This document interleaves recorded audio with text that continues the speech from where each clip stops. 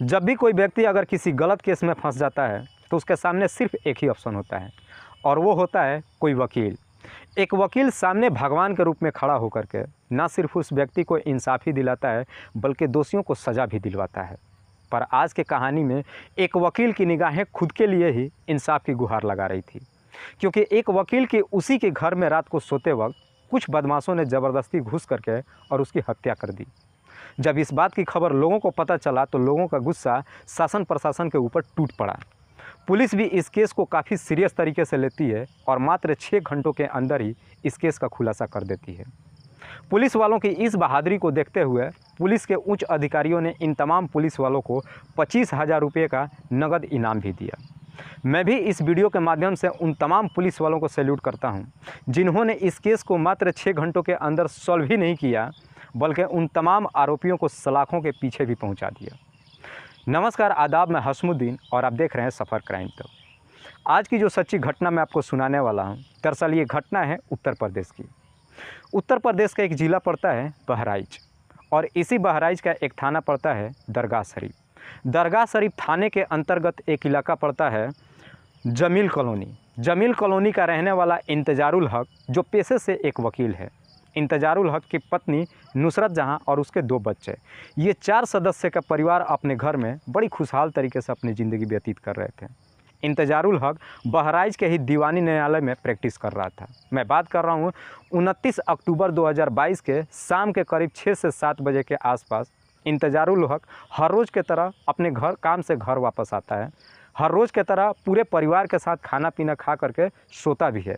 लेकिन रात के करीब 2 बजे के आसपास इंतजारुल हक के घर में 2 अज्ञात व्यक्ति घर के बाउंड्री पार करके ज़बरदस्ती घर में एंट्री करते हैं और इंतजारुल हक की हत्या करके मौके से फरार हो जाते हैं।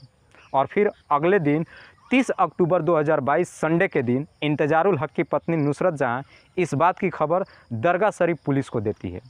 पुलिस भी तुरंत ही घटनास्थल पर पहुंचती है। लेकिन पुलिस जब घटनास्थल पर पहुंचती है तो वहां पे पहले से ही काफ़ी तादाद में लोग इकट्ठा थे। इंतजारुल हक की पत्नी नुसरत जहां अपने पति के बगल में बैठ करके दहाड़े मार मार के रो रही थी, उसके दोनों बच्चे भी रो रहे थे। उनके बच्चों को देख करके हर एक आदमी का कलेजा दहल उठता था। जब लोग वहां पुलिस वालों को देखते हैं तो पुलिस वालों के ऊपर उनका गुस्सा टूट पड़ता है और पुलिस वालों से तरह तरह की बात कहते हैं। तमाम लोग एक बात ज़रूर कहते हैं कि आखिर हम लोग सुरक्षित कब होंगे। बदमाशों का मन इतना काफ़ी बढ़ चुका है कि अब वो हमें हमारे ही घर में सुकून से नहीं रहने दे रहे हैं। पुलिस वालों को इंतजारुल हक का डेड बॉडी उठाने ही नहीं देते हैं, लेकिन पुलिस वाले किसी भी तरीके से लोगों को समझाते हैं और कहते हैं कि इनका जो भी आरोपी होगा हम बहुत जल्द उन्हें अपने गिरफ्त में लेंगे। और फिर पुलिस इंतजारुल हक के डेड बॉडी का पंचनामा बनाती है और फिर पोस्टमार्टम के लिए भेज देती है। पुलिस जब इंतजारुल हक के पत्नी नुसरत जहां से पूछताछ करती है तो नुसरत जहां कहती है कि साहब हर रोज़ की तरह हम लोग खाना खा करके सो रहे थे, तभी हमारे घर में 2 अनजान व्यक्ति घर के बाउंड्री पार करके ज़बरदस्ती घुस आए और एक तेज़धार हथियार निकाल करके मेरे पति की हत्या कर दी। लेकिन उस वक्त मैं जगी थी, उनसे अपने पति की ज़िंदगी के भीख मांगते रह गई, लेकिन वो मेरी एक भी बात नहीं सुने और फिर मौके से फरार हो गए।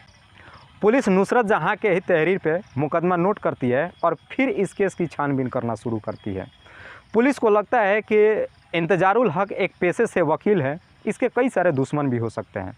इसीलिए पुलिस वाले एरिया के तमाम लोगों से पूछताछ करती है। एरिया के ही तमाम लोगों से पूछताछ नहीं करती है बल्कि बहराइच के दीवानी न्यायालय में इंतजारुल हक के जितने भी वकील दोस्त होते हैं उनसे भी पुलिस पूछताछ करती है और कहती है कि क्या इंतजारुल हक का कोई दुश्मन हो सकता है। तो तमाम वकील पुलिस वाले से एक ही बात कहते हैं कि साहब हमारे क्या दुश्मन और क्या दोस्त, आए दिन हमारे कई दोस्त भी बनते हैं और कई दुश्मन भी बनते हैं। पुलिस को इस भूसे के ढेर में से उन आरोपियों को ढूंढ करके बाहर निकालना था। पुलिस को भी समझ में नहीं रहा था कि आखिरकार 2 अज्ञात व्यक्ति इंतजारुल हक के घर में रात के 2 बजे घुस करके और उसकी हत्या क्यों कर सकते हैं। तभी पुलिस वालों के दिमाग में एक घंटी बजती है कि जब हत्यारे इंतजारुल हक के घर में उसकी हत्या कर रहे थे उस वक्त इंतजारुल हक की पत्नी जगी हुई थी।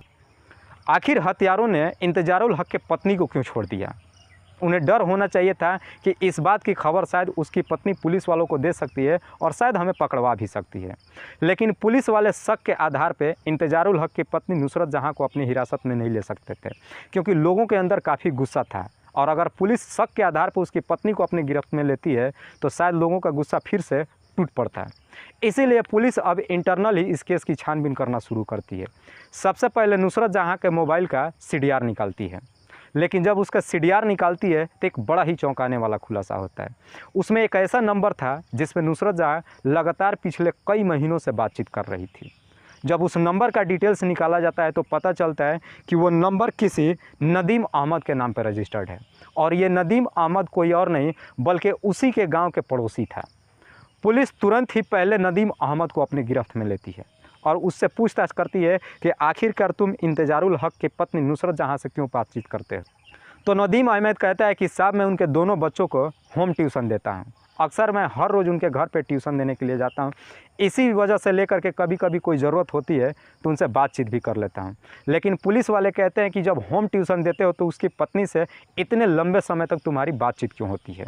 इस बात पे नदीम अहमद फंस जाता है और तुरंत ही अपनी सच्चाई कबूल कर लेता है। लेकिन नदीम अहमद जैसे ही अपनी सच्चाई कबूल करता है, उसी के तहरीर पे पुलिस वाले तुरंत ही नुसरत जहां को भी अपने कस्टडी में लेती है और फिर इन दोनों को सामने बिठा करके इनसे सख्ती से पूछताछ करती है। लेकिन जब इस केस का खुलासा करती है और नुसरत जहां इसकी पूरी सच्चाई बताती है तो इसको सुनने के बाद पुलिस वाले भी दंग रह जाते हैं। नुसरत जहां बताती है कि मेरे पति दिन भर अपने काम से लेकर के बाहर रहते हैं, उन्होंने ही नदीम को मेरे दोनों बच्चों को पढ़ाने के लिए कहा था। लेकिन नदीम अहमद जब मेरे घर पे मेरे बच्चों को पढ़ाने लगा तो धीरे धीरे इनसे बातचीत करना शुरू कर दी। हम दोनों को धीरे धीरे बातचीत न जाने कब इस कदर से आगे बढ़ गई कि हम दोनों एक दूसरे को पसंद करने लगे। हम इस कदर से दोनों के एक दूसरे को पसंद करने लगे कि अब हम दोनों एक दूसरे के बगैर रह ही नहीं सकते थे। लेकिन तभी इस बात की खबर मेरे पति इंतजारुल हक को पता चल गई। लेकिन जब मेरे पति को पता चली तो मेरे पति ने मेरे साथ काफ़ी मार पिटाई किया और नदीम अहमद को भी मेरे घर आने से बिल्कुल रोक लगा दिया। उसके बाद से नदीम अहमद मेरे घर भी नहीं आ सकता था और ना ही वो फ़ोन कर सकता था, क्योंकि मेरे पति ने मेरा फ़ोन भी छीन लिया था। लेकिन मैं किसी भी कीमत पे नदीम अहमद से अब अलग नहीं रह सकती थी। नदीम भी मुझे बेइंतहा मोहब्बत करता था। इसीलिए एक दिन हम दोनों ने मिल करके एक षड्यंत्र बनाया कि अगर हम दोनों को एक होना है तो किसी भी तरीके से मेरे पति इंतजारुल हक को इस दुनिया से हटाना पड़ेगा। जैसे ही मैंने ये प्रपोजल नदीम के सामने रखी तो नदीम भी इस बात के लिए बिल्कुल तैयार हो गया और फिर हमने एक तारीख तय की, 29 अक्टूबर 2022 के रात के वक्त। लेकिन जब ये षड्यंत्र बनाया तो नदीम बोला कि ये काम मैं अकेले नहीं कर सकता हूँ, क्योंकि काम को इतने साफ तरीके से करना है कि किसी को भी लगे कि शायद इंतजारुल हक की हत्या उसके किसी दुश्मन ने करा हुआ है। फिर इस काम को अंजाम देने के लिए नदीम ने अपने ही गांव का एक दोस्त इमाम दाऊद को इसमें शामिल कर लेता है और फिर अपने प्लान के तहत ही 29 अक्टूबर 2022 के रात के 2 बजे के आसपास ये लोग दरवाजे से अंदर नहीं जाते हैं, बल्कि अपने प्लान के तहत ही उसके घर के बाउंड्री को क्रॉस करते हैं और उसके घर के अंदर जाते हैं। उस वक्त काफ़ी बेहोशी के नींद में इंतजारुल हक सो रहा था, अपनी गहरी नींद में था और नींद में ही ये अपने प्लान के तहत अपने पास से एक तेज़धार हथियार निकालते हैं और तुरंत ही उस पर कई बार करते हैं, जिसकी वजह से इंतजारुल हक की घटनास्थल पे ही मौत हो जाती है। और फिर वहाँ से उसी रास्ते ही बाउंड्री पार करके ये लोग भाग जाते हैं। पुलिस जब पूछती है उस हथियार के बारे में तो कहते हैं कि साहब वो हथियार हमने रास्ते में ही एक नाले में फेंक दिया था। जब उस नाले का जगह बताते हैं, पुलिस जा कर के वहाँ पे जब छानबीन करना शुरू करती है तो देखती है कि वहाँ पे एक CCTV भी लगा हुआ है। पुलिस जब उस CCTV को निकालती है तो उससे साफ खुलासा हो जाता है कि जब रात के वक्त ये लोग अपना काम करके वहाँ से भाग रहे थे तो इनके शरीर के जो कपड़े थे वो भी खून से सराबोर हो चुका था और अपने कपड़े भी वहीं के नाली में फेंक देते हैं और उस हथियार को भी उस नाली में फेंक देते हैं, जो कि उस CCTV में साफ साफ दिखाई देता है। पुलिस इन दोनों के ही तहरीर पे तुरंत ही उसके दोस्त इमाम दाऊद को भी अपने कस्टडी में लेती है। जब ये खबर लोगों को पता चलता है तो लोग भी सुन करके दंग रह जाते हैं। पुलिस वाले नुसरत जहां के तरफ देखते हुए कहती है कि ज़रा सोच के देखो कि तुम्हारी एक गलती की वजह से तुम्हारा पति हमेशा हमेशा के लिए इस दुनिया को छोड़ के चला गया। तुम अपनी तो ज़िंदगी बर्बाद की ही, तुम्हारे साथ साथ तुम्हारे दोनों बच्चों की भी ज़िंदगी हमेशा के लिए बर्बाद हो। फिलहाल पुलिस ने नुसरत जहां, नदीम अहमद और उसके दोस्त इमाम दाऊद को अपने कस्टडी में लेकर के उन पर गंभीर धाराओं में मुकदमा दर्ज करके और जेल भेज दिया है।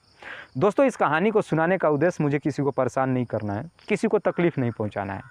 बस आपको बताना है आप जहां भी रहे सुरक्षित रहें और अपनों का ख्याल रखें। वीडियो अगर पसंद आई होगी तो इसे लाइक करके चैनल को ज़रूर सब्सक्राइब कर लीजिएगा।